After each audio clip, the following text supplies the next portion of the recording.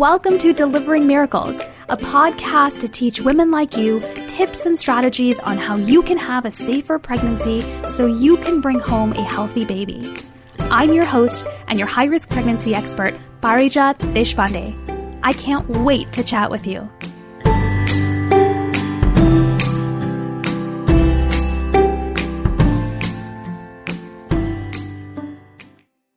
Hey, have you checked out my brand new book, Pregnancy Brain, yet? It's all about the mind-body approach to stress management during a high-risk pregnancy specifically.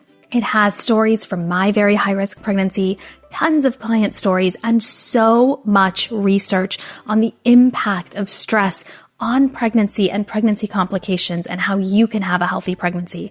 I would love for you to check it out at pregnancybrainbook.com. That's pregnancybrainbook.com.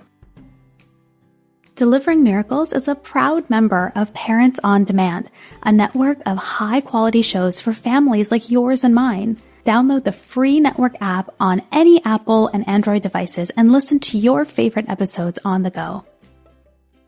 So some of you might know that prior to shifting my career to the psychoneuroimmunology of stress during pregnancy and fertility, boy, that's a mouthful, I used to work in the field of clinical psychology. And during my training, when we were learning about mood disorders, anxiety disorders, all of that, depression was something that was very fascinating to me. I was always drawn to the work and the research around depression, grief, mourning, and things like that. That's just something I really enjoyed learning about.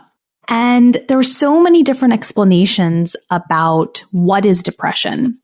Depending on the angle that you take within clinical psychology, it could be something like it's anger turned inward. So you're really angry about something or really frustrated about something. And instead of putting it out onto the world and really expressing the frustration about the circumstances, we turn it inwards and we blame ourselves.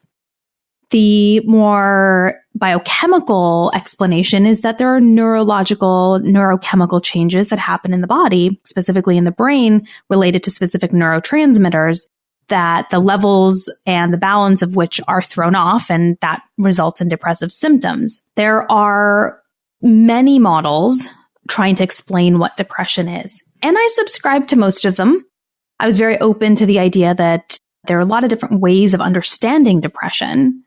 But it really wasn't until I went through infertility and my high-risk pregnancy and really delved into the research of this new field called psychoneuroimmunology, that it occurred to me that no matter what model I had subscribed to before, whether we call it anger turned inwards or we talk about neurochemical changes in the brain or, we talk about whatever else, we're still treating depression in a way that doesn't actually treat depression.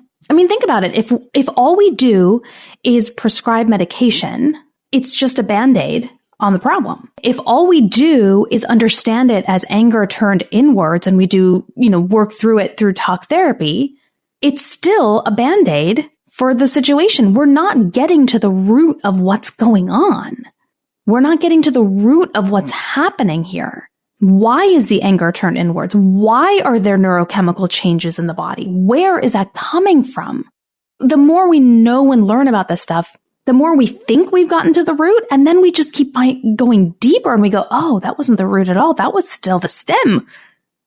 We're still not quite there yet. And now with this new research that's been coming out in the last, it's not really that new. It's been around for about 40, 50 years, that depression is so much deeper than that. And that actually, when we look at it, depression is extremely closely tied to stress. Now, I'm not talking about anxiety stress. I'm not talking about overwhelm necessarily. I'm not talking about emotional stress necessarily. I'm talking about the stress response that's in our body that turns on, that creates changes in our bodies that then present itself as what we call depression. As far as we know, that's the root. That's the root. And because it is so closely tied to the stress response, sometimes the symptoms of depression are so subtle or so hard to recognize that we don't even realize that's what it is. So I want to take you on a journey on this episode about this new way of understanding depression, because depression, as we know now, it's not a mental health issue. It is a whole health issue that needs to be addressed and needs to be addressed quickly for optimal reproductive health. So what am I talking about? This might sound so out there, okay? So stick with me. And if you've read Pregnancy Brain, you kind of know where I'm going with this. You know a little bit about the stress response. If you haven't yet, go get the book, pregnancybrainbook.com, because there's a whole explanation of the physiological changes that happen when this stress response is on. Basically, what this means is our body has two mechanisms. It's like a light switch, okay? One of them is a stress response. It's the one that turns on when there's a bear chasing us, when there's a tiger chasing us, when we feel like we're going to fall off a cliff, right? And it's not a bad thing. It's there to protect us. I think we tend to get a little, extreme about this stuff. Oh, my stress response should never be on. That's not true. If that were the case, you'd be dead. Okay. Your stress response keeps you alive. It keeps you aware of danger. It keeps you safe. Okay. So the stress response is not just emotional. Okay. And this is the thing that I really want to get across to everybody. When you say I'm stressed out, what you're saying is my emotional experience is of insert emotion, anxiety, fear, worry, whatever. But that's like the tip of the iceberg. What's actually happening underneath is that there are changes happening to your nervous system, your hormonal system, and your immune system as a result of this stress response being on. That's why when you're getting ready to do a presentation, maybe your stomach hurts, right? Or your heart starts racing, or you're getting ready to propose to your partner, right? You remember your hands get all sweaty, or you can't sleep the night before. That's because of these changes that are happening to your body. So let's start there and say stress is not in your head. This is what we mean by the mind-body connection. I did a whole episode on this that I'm going to link to in the show notes so you can understand a little more about what I'm talking about, so we can get to depression specifically, okay? So the idea is that when the stress response is on, it affects these three different body systems: your nervous system, your immune system, and your hormonal system, which is kind of like pretty much everything, right? If you think about it, everything is controlled by one or more of those three systems, right?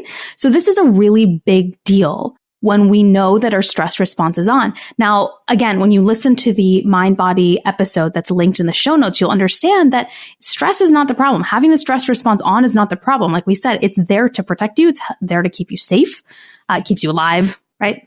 The problem becomes when we don't have enough time to recover from that, because having that stress response on, it does damage to your body. The thing is, our human body is prepared and designed to be able to withstand some of that damage. It's not a big deal, and it's okay. We can withstand that. It's like a car, right? The tires are meant to be driven so that the treads get thinner. Is that the right word? I really should learn more about cars. I use their analogies all the time. I don't really know a lot about them. But right, like the treads on the tires are supposed to wear down, but that doesn't mean the car stops working. Right? The oil levels do go down. That doesn't mean the car just stops. There's a buffer, and our bodies are the same way. There's a buffer, but the only way the body continues to function optimally is if there's a chance to repair and refuel and recover from that damage, the same way you send your car in for maintenance. And in our case, it's not a doctor's appointment. It's not a massage. It's not a spa retreat or something. Those things help, but it's what you do on a day-to-day basis that actually give you that reprieve. And what that reprieve is not just a break. It's actually shutting down the stress response and turning on the opposite one, which is called the relaxation response. Okay. This is all mapped out in Pregnancy Brain. It's in the Mind Body episode. that's linked. Both of those are linked below. Okay. So what does this have to do with depression? Well, here's the thing. Depression is related to the stress response in that when there are psychological, emotional, mental, physical, social stressors, right? Look at how many different ways your stress response can turn on. It affects your immune system. And when that stress response is on long enough, it compromises our immune system. What does that mean in regular language? It means we get sick a lot. Have you ever had a time when you're constantly getting sick and you're just like, what in the hell is going on? Why can't I get over this? Why have I had a cold for 16 weeks? Your stress response is on and your immune system is not working fully properly the way that it should. Okay. Now, what this means is when the stress response is on that high for that long, there are physical changes that are happening to your body, to your brain. And they're all connected, right? And what we take away from this is that some of those changes to the nervous system, the hormonal system, and the immune system show up as symptoms that we understand as depression. Low mood, not really caring about anything anymore, not really looking forward to anything fun, being there and smiling, but not really feeling happy, crying all the time, irritability, all those things, we have grouped them together and called them depression. But it's like a fever, right? Calling something depression is kind of like a fever. I know the symptoms, I know how it groups together, but I don't understand why. And the why is your stress response is on. And then that kind of falls into and feeds into the idea of inflammation, right? When the stress response is on, inflammation goes up in the body. Digestion slows down and hormones change. And you have all these symptoms that we've now classified as depression. And I know that for a lot of women that I talk to, they recognize that they're depressed because of the thoughts. They'll reach out to me and say something to the effect of, I'm not happy. I should be happy, but I'm not happy. Or I'm crying all the time. Or flat out, I had a woman the other day just tell me, I think I'm depressed. I think I have postpartum depression, but I'm not sure. We kind of think that we put it all together and we call it depression. But what I want you to really understand is what we understand as depression is really only mental, emotional, cognitive. And that's just the tip of the iceberg. What we're really looking at is something so much deeper in our bodies. And one way to recognize that is by looking at your hormones, your immune function, and seeing how it's changed. Your nervous system is impacted when the stress response is on by lowering your pain threshold. Are you in pain more often? Are you experiencing aches and pains? Is your body just kind of like, ugh? Because your mood might be fine. You might be telling yourself, I'm positive, I'm feeling okay, I'm feeling, I'm fine emotionally, but your body might be telling you a different story. We call these psychosomatic symptoms, and I've never really liked that. It came up for me when I started my mental health nonprofit, My Sahana. I started it for the South Asian community because of the stigma of mental health issues in that community particularly. And within research has shown, and I think, personal experience and all that anecdotal evidence has shown that there's a lot more somatic symptoms that show up in certain cultures than others. But I think it's really easy to push off and say, oh, you're just somaticizing. You're just somaticizing. It sounds so regal, somaticizing. And it's easy to kind of brush it off and say, oh, it's a psychosomatic symptom, so I shouldn't take it seriously. No. This is your body's way of telling you something's wrong. And what's wrong is often not physical, right? These aches and pains. there may be nothing physical behind it. It might be that your stress response is on. And even though emotionally you're feeling okay, the changes that are happening in your body might be in line with what we know as depression, even though you're feeling okay mentally. Same thing with your hormonal systems. Are your cycles regular? Or have they changed? Are you breaking out more in acne? Like you've suddenly become like a 14-year-old adolescent again. Like what's going on? You might be feeling fine emotionally. You might not think that you're depressed. You may not use that word to describe your emotional state, but your body is telling you something different. And similarly, look at your immune system. Are you getting sick more often? That's the clearest indication your stress response is on, the clearest. Barring any other serious medical issue, and it's got to be really serious, right? Barring anything like that, if you're suddenly getting sick a lot, your stress response is on. And now if you then step back and you look at the more traditional, kind of the more common way of understanding depression, if you're crying a lot, you have negative thoughts, you don't feel very hopeful about the future, you're not really looking forward to things, you don't really feel joy or whatever it is that you're experiencing, these are the after effects of all the symptoms I just described. Changes to your nervous system, changes to your hormonal system, changes to your immune system, and the health issues that come with that, then go on to present themselves emotionally and mentally and cognitively. So if you're noticing the mental, emotional, cognitive symptoms already, I bet you your body has already been trying to get your attention physically. Now, there's no timeline. There's no actual, like, okay, your body's going to be talking to you and giving these symptoms for 5 days. And then on the 5th day, then the negative thoughts come. I mean, it's not that linear and it's not that cut and dry.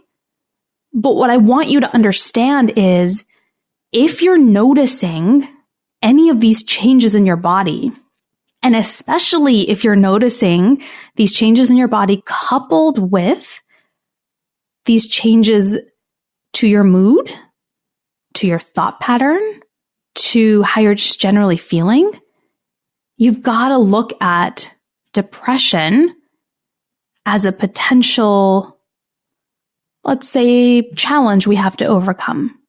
Now, it doesn't have to be a diagnosis, right? And this is something that I learned very quickly through my training when I started my nonprofit is the diagnostic criteria is kind of ridiculous when it comes to mental health issues. I mean, I think for most health issues, they're really ridiculous. How many times have you had some kind of health issue come up and technically you know something's wrong, but technically you don't check all the boxes, therefore your doctor can't diagnose you with something, but you're like, something's not right with my body. I don't care that it doesn't present exactly how your textbook says, right? We've all been there. And the same thing is true for depression. It doesn't have to be a clinical depression for it to be depression. But what I really want you to take away from this is your body is expressing that even more so than your mind is. And that's how I got into the work that I'm doing. Because, you know, as somebody who had been on bed rest for months, right? I went on bed rest when I was on week 6. Stayed on bed rest the entire time for the rest of my pregnancy. Went from like couch potato rest to modified bed rest to strict hospital bed rest. I didn't get up for 15 days at the very end of my pregnancy. Not moving absolutely contributed to my lowered mood. Absolutely. I used to be very active and then I had to stop moving. I had to stop exercising. Not being outside absolutely affected my mood. But more than that, I saw how it affected my pregnancy. I saw how it affected my body. Yes, the anxiety played a role, totally. But so did my mood. And I'll tell you, the moment that it really clicked for me, it was, I want to say, maybe a Tuesday before my son was born. It was very close to the end. I didn't know that, but it was very close to the end. I'd been on hospital bed rest for a little more than a week and a half, I think, at that point.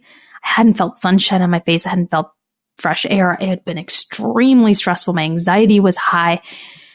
And when you fight for that long without reprieve, right? We talked about recovering from the stress response being high. being really important. And I didn't have enough of that reprieve. I was having moments of it, but I didn't have enough of it. And I had this amazing nurse who was so cool and thought about bringing in a pet therapy dog. It was the first time that anyone had brought a pet therapy dog into the labor and delivery, because who's in labor and delivery, right? You're there for like a day or two, maybe 3 days, and then you deliver the baby and you leave. Nobody's actually there for weeks. They were building the antepartum unit while I was there. I could hear the construction. So now that's not an issue at that particular hospital, but still, right? They don't do that. So you have to get all the specific paperwork through and get all the approvals and all of that. And they brought in this dog who I will never forget, this beautiful black curly-haired dog who just sat at the edge of my bed right next to me, and I could just pet his head. And the relief that I received and the immediate mood increase that I experienced just by doing that, right? Nothing was fixed in the pregnancy. Everything was exactly the same. But my stress response turned off. And I could feel my entire body relax, and I could feel my mood go up almost instantaneously. And after my son was born and, he came home and I had a chance to reflect on that moment, that's when I became really interested in this idea that, hey, yeah, probably I had symptoms of depression. Actually, yes, I did. And had I only looked at it from a mental health perspective, it wouldn't have addressed the real problem. I mean, I didn't get any support for it, so that's besides the point. But we can't just look at this as a mental health issue, because what happened when my mood increased? My contractions slowed down. What happened when my mood increased? My blood pressure stabilized. I didn't have elevated blood pressure. I had the opposite problem. My blood pressure was very low. And sometimes the to address something like depression is not mental. Because let's be honest, you know how important it is to manage your mood. You know how important it is to have positive, encouraging thoughts instead of negative ones. You know that. This is nothing new. And that's how I started my private practice, is whether it's for anxiety or depression or anything mental like this, grief, guilt, any of that, we all know that we've got to get our thoughts under control. And yet it is so extremely hard because these experiences are so physical in nature. And it can feel really overwhelming to think, how am I supposed to be positive when all I keep hearing is bad news about the baby, or I keep having failed cycles, or I keep miscarrying? How am I supposed to do that? My answer is you don't. Honestly, that's what my programs are all about. I don't do any of the cognitive work because I think it's too overwhelming, and I think it's unrealistic to expect when you're going through something so physical like this. And that's why I want to share this with you, because even if you're experiencing the low mood, the crying, the negative thoughts, the lack of hope, the helplessness, oh my goodness, right? When you're going through fertility treatment, when you are pregnant, when you are postpartum, the is not through your head, it's through your body. The to reverse this, to change this. I don't believe it's through your head. I really don't. Depression is not a mental health issue. It's a whole health issue that needs to be addressed from that perspective for optimal reproductive health. Until then, we're just putting Band-Aids everywhere, hoping that that's going to make it all better when it never does. When I was doing my research for Pregnancy Brain, I can't tell you how much research I came across that when you address it that way, when you look at it as a whole body experience, when you look at it as my entire body is being affected, and that the depressive symptoms are just that, they're symptoms of the bigger problem, which is my stress responses on.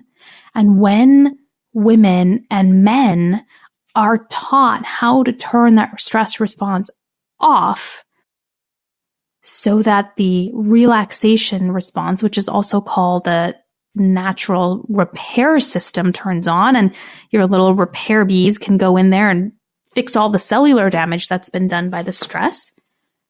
So many things improve. Mood improves, of course. Cardiovascular health improves. Reproductive health improves. You stop getting sick all the time.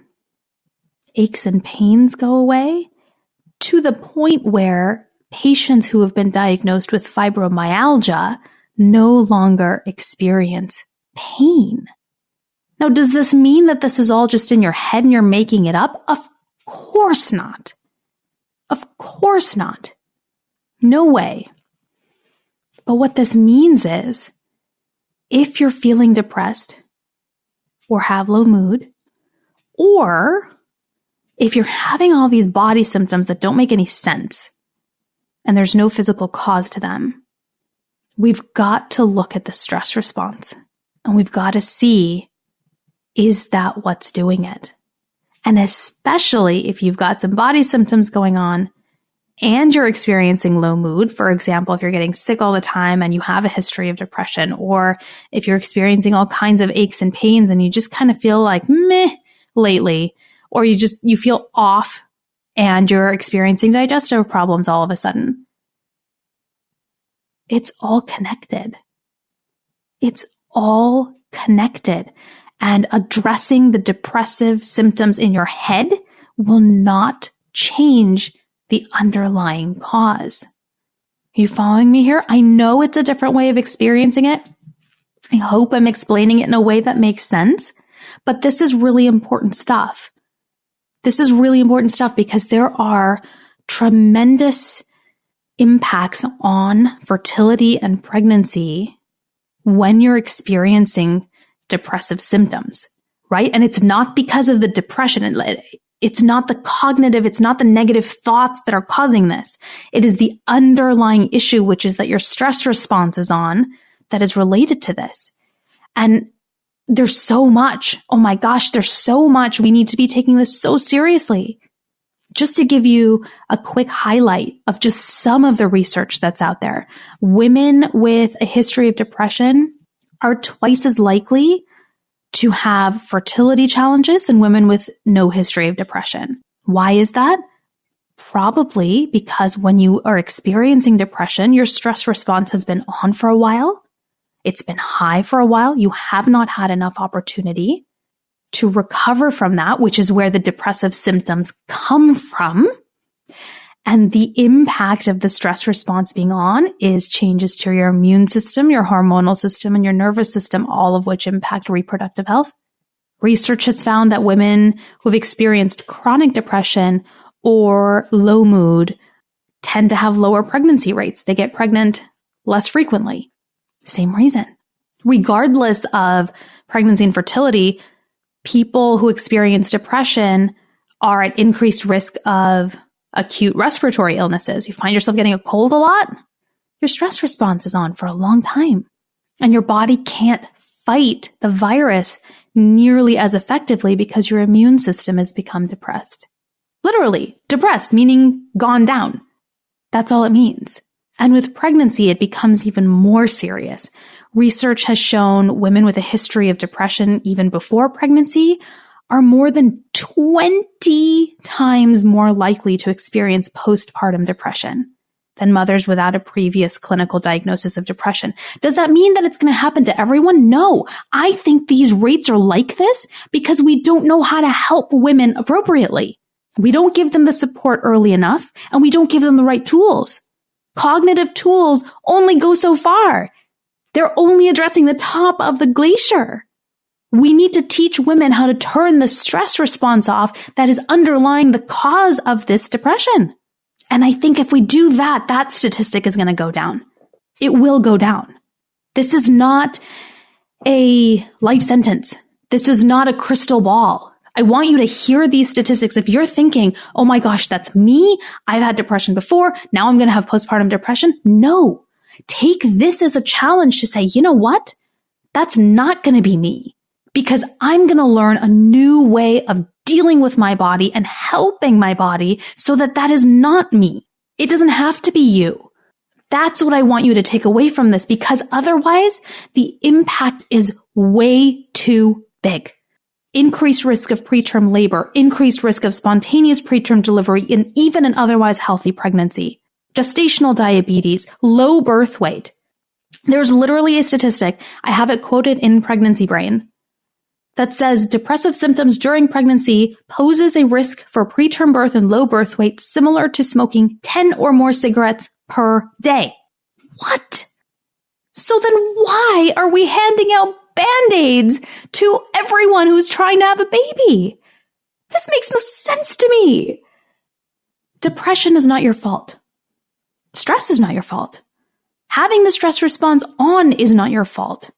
But I really want you to understand that even if you're experiencing depression, low mood, even if it's subclinical, even if you don't qualify for the diagnosis, there is something deeper going on that these cognitive strategies, the psychodynamic strategies, the talk therapy, the behavioral strategies, they're just not going to address.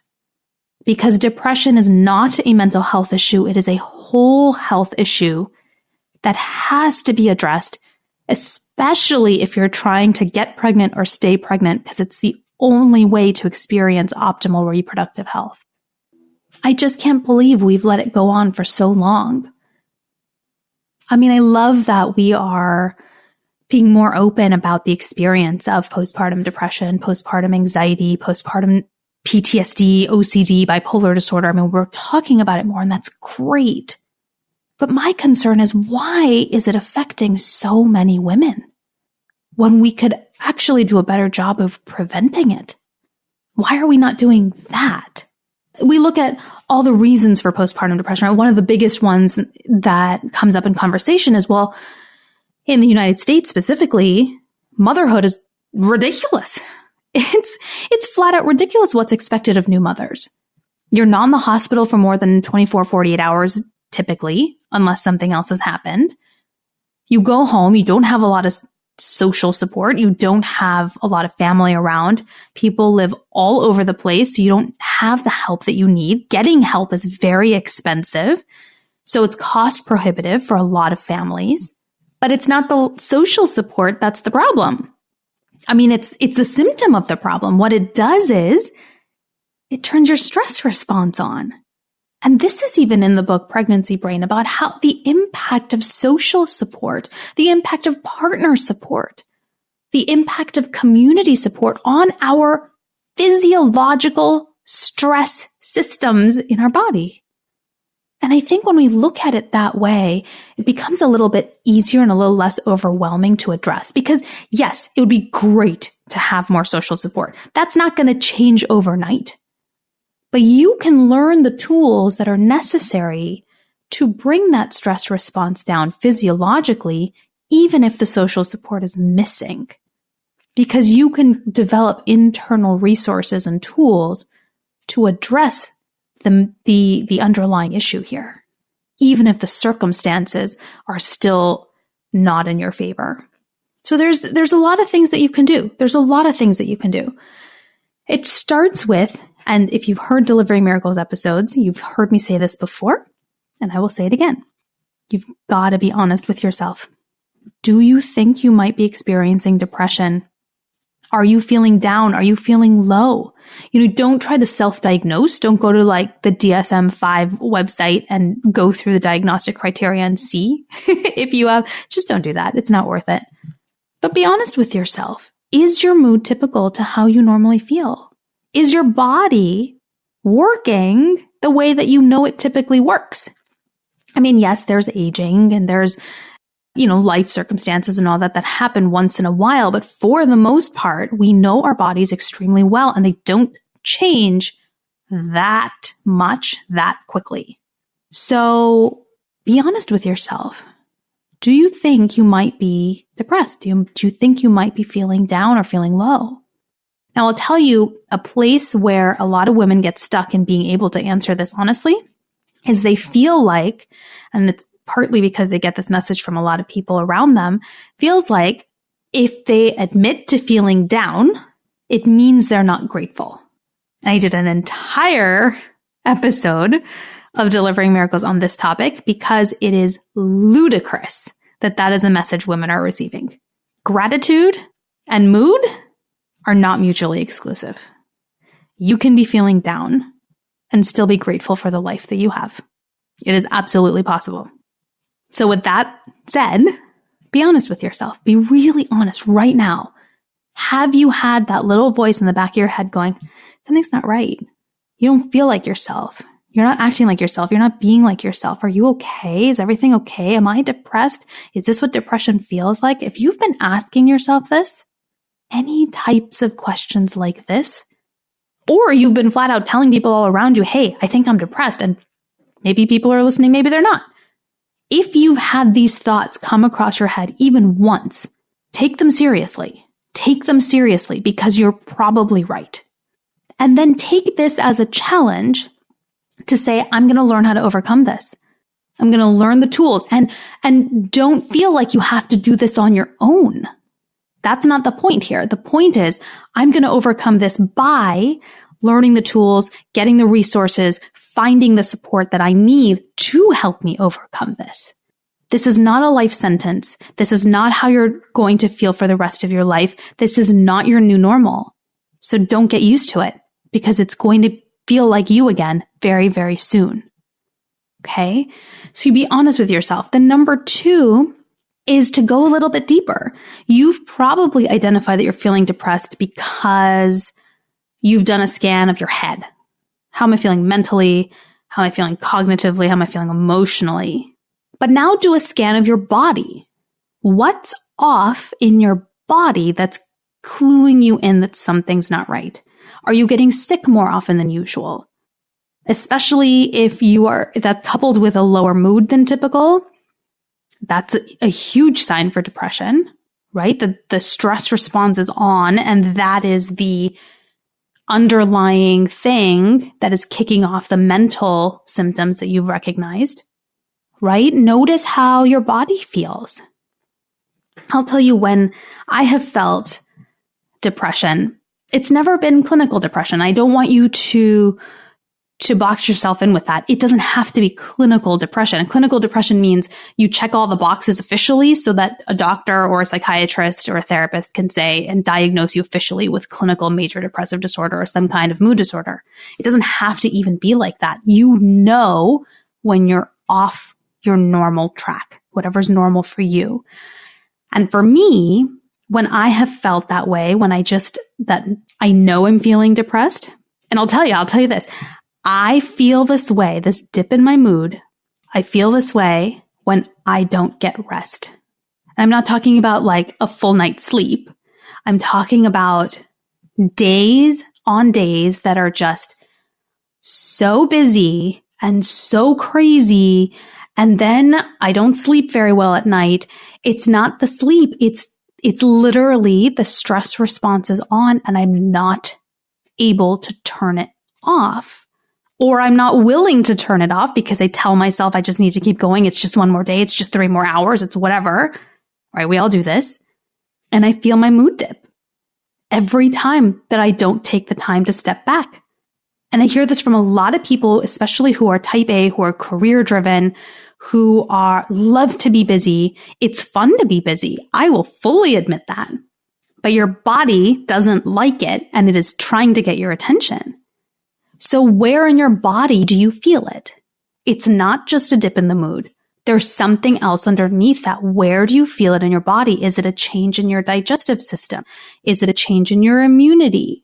And you're getting sick all the time? Is your stomach upset all the time? Are you experiencing more aches and pains? That's how it shows up for me. Way more aches and pains. Things just hurt more. Things just feel like, ugh. They just don't feel right. If you have pre-existing health conditions, those will probably get worse. I have a client who has rheumatoid arthritis, and when her mood dips, because her stress response is on, and she's not able to turn that off and get the recovery time that she needs, her joints hurt. Her joints become bigger They become more inflamed, right? Because we talked stress response means more inflammation, and her joints hurt. The aches and pains are worse. So look at your body. Where is it? Where in your body are you learning and getting the signs that, okay, this is something we need to address, and this is likely all connected to how I'm feeling emotionally and mentally, right? And then the third thing to do is to take action, right? It's one thing to recognize what's going on emotionally. It's another thing, and extremely helpful, to recognize how that's related to what's happening in your body. But really, you've got to take the step to fix it. I don't mean to say you're broken, but I'm saying take the steps to improve the situation that you're in, to improve your health. And I know that when your mood is low, it's easy to feel overwhelmed. It's easy to feel like there's nothing I can do. It doesn't even matter. What's the point? I'm going to feel like this anyway. Who cares? But it's like I say over and over and over on this podcast, which I say over and over and over in Pregnancy Brain, which I say over and over and over to my clients, that I'm going to tell you again. You can talk yourself in and out of anything. You can talk yourself in and out of how helpless you are, or how powerful you are, or how much control you have or you don't have. It doesn't matter. Forget the thoughts. Focus on your body and address what's going on in your body. It's like watering a plant, right? The flower is up in your head, but the roots are in your body. Water the body, give your body what it needs, the flower will bloom. It's hard to wrap your head around, and every one of my clients is kind of like, wait, what? Really? It works like that? And within a week or two, when you have the right tools, when you have the right resources, immediately things start changing. Things absolutely start changing, and they will for you too. And it starts with taking action. It literally is watering the body. So what's happening in your body? Start there, and then ask yourself, what can I do about it? One thing that I recommend for everybody, if your stress response is high and you're showing signs of anxiety, or in this case, depression, that's what we're talking about today, get on a probiotic, a really good probiotic, because 70 to 80% of our immune system is in our gut. And so if you want to improve your immunity, especially if getting sick is one of your symptoms, right now, get on that probiotic. Start eating some really good yogurt frequently, get on a good probiotic, and improve your gut function. There's something huge there. I recommend talking to a dietitian. This is not my specialty. So talk to a dietitian, a registered dietitian, about what supplements or vitamins to add to your day-to-day routine that's going to improve the physical symptoms that you're experiencing. So for example, my client who has arthritis, what does she improve to lower the inflammation in her joints and the pain that she feels in her joints? If insomnia is one of your symptoms, or lack of sleep, how do you increase that? If digestive issues are another thing, right? How do you improve that? What vitamins and supplements can you take? But it's not just what you put in the body, right? It's not just that. It's how can I turn that stress response off? And I will tell you, there's nothing you can put in the body that is going to do that as effectively as you doing it for yourself. Okay? And the way you do that for yourself is you listen to your body. Listen really closely. If you're at 2:00 in the afternoon and your body just feels like your head's heavy, your forehead's tight, your eyes are feeling droopy, go to sleep. Your body is telling you it needs to shut down for a while. That happened to me the other day. I was having a pain flare-up. I don't usually nap, and I think I was terrible as a napper even when I was a baby, so this is like a thing for me. I don't nap. I can't fall asleep in the middle of the day unless I have like 104 fever, or I'm seriously jet-lagged, or I'm in serious, serious pain. And for the longest time, I used to fight it. Go, no, I can't take a nap. I can't do this. I have too much stuff to do. I don't want to waste my time. Doesn't matter what's happening in your head. Ignore the thoughts. Ignore those thoughts and listen to the voice of your body. If your body's telling you to get some sleep, get some sleep. figure the rest of it out later. Get some help, delegate, but give your body what it needs. You are literally watering the roots when you do that so that the flower can grow. And what you'll see when you start giving your body what it needs, maybe it needs more water. Maybe you're dehydrated. Maybe you do need some more minerals in your body. That's absolutely possible. When you do that, you're going to see an improvement in two things. One is your physical health will improve. You'll stop getting sick so often. Your aches and pains will go away. And these improvements are pretty quick, so you don't have to wait very long to see them. Your digestion will improve. Your blood pressure will improve. If you're pregnant, you'll see pregnancy improvements in your complications and then your pregnancy health. If you are trying to get pregnant, you'll see changes in your blood work and in your ultrasounds. It's amazing how quickly it works. And you'll see an improvement in your mood. And you won't notice that it's happening right away until one day you wake up, and it's not too far away, but one day you wake up and you go, whoa, the sun is shining a lot more brightly than I remember. And things just feel more alive again. And you have that little bounce in your step again. You have suddenly more energy again. It all gets better. But we've got to remember that the only way to do that is to remind ourselves depression is not a mental health issue. It's a whole health issue. And it has to be addressed that way for optimal reproductive health. Now, the last thing I'll say here that you might be thinking about is, well, what about antidepressants? Then am I anti-medication? No, I'm not anti-medication. I'm not anti-medication for anything. But I think we need to understand the role of medication, whether it's antidepressants, anti-anxiety medication, pain meds, even supplements and vitamins. Okay? Which is, they are designed to help our bodies do what they do naturally, but give them that extra boost to help them do that better. So antidepressants are not going to fix the problem. They never have and they never will. And neither are supplements and vitamins. Neither is anything that we put into our bodies. Nothing, even medical care, nothing is designed to fix our bodies necessarily, right? I say nothing. I know it's not actually 100% nothing. There are things where we do need medical interventions that our bodies just can't do on their own. Like we need surgery sometimes. That's fine. But I don't want you to think if you take the medication, you don't have to do this work. When you do this work, the medications actually work more effectively. And that can result in lowering your dose or coming off the medications completely and not needing them. My stance on antidepressants, if you really want to know kind of in a nutshell, it is if you're doing everything you can, including all this body work, and you're still not able to get over the hump, take the medication. It's not worth suffering. It is not worth suffering. It is not worth wasting another day, losing time on your fertility journey, impacting the health of your pregnancy because of depression. Because you've seen untreated depression has pretty serious effects, sometimes more so than the medication themselves. So take it. If you need it, take it. Take it without doubt, without any shame, without feeling like you need to justify it. You need it. You need it. There is no judgment from me.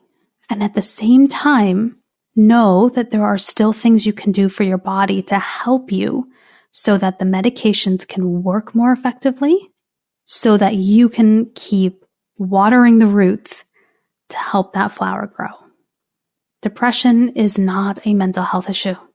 It's a whole health issue, and it needs to be addressed that way to help you achieve optimal reproductive health. Thank you so much for joining me here today. I really hope you liked today's episode and you've taken away some brand new nuggets and a new perspective on depression. And I hope what you take away from today is just how much you can help yourself when you think you're experiencing depression and how you can help yourself in a different way than most people realize.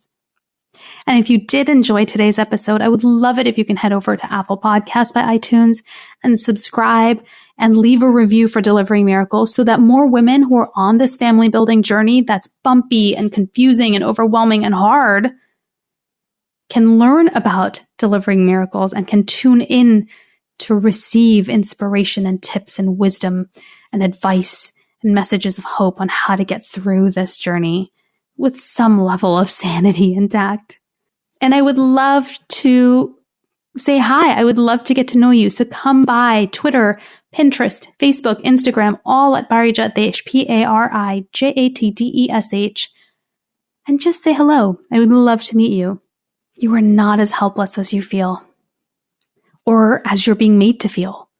Your body is constantly talking to you, and there are so many things you can do to help yourself. Anything from changes to your lifestyle, all the way to taking medications and anything in between. You know your body best. Give it what it needs without ever feeling like you need to justify it.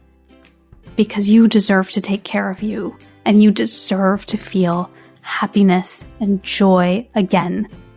Take it one day, one step at a time. You can do this.